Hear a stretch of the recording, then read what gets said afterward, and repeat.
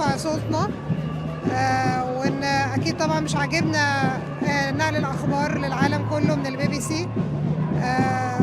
موقف مخزل وما ينفعش يبقوا بينقلوا اخبار بالطريقه دي.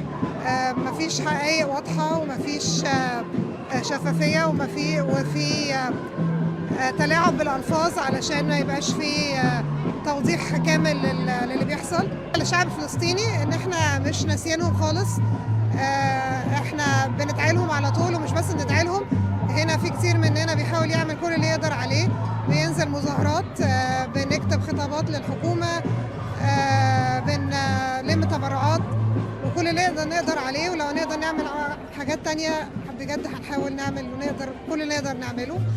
ربنا معاهم ويثبتهم يا رب ويقويهم وينصرهم ان شاء الله. الشعب الفلسطيني ان احنا معاكم بنأيدكم وان احنا وراكم وبنحارب علشانكم في كل مكان. طبعا الاعلام البريطاني والاعلام الغربي كله عنده موقف مخزي جدا من اللي بيحصل في غزه، وعلشان كده احنا قدام البي بي سي دلوقتي علشان نقول لهم ان اللي انتوا بتعملوه ده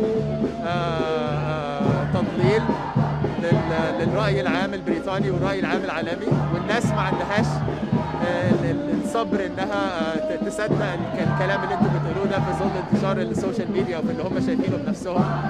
ويوم بعد يوم التضليل اللي انتوا بتعملوه ده بيبان للناس وللشعب البريطاني قبل اي حد تاني.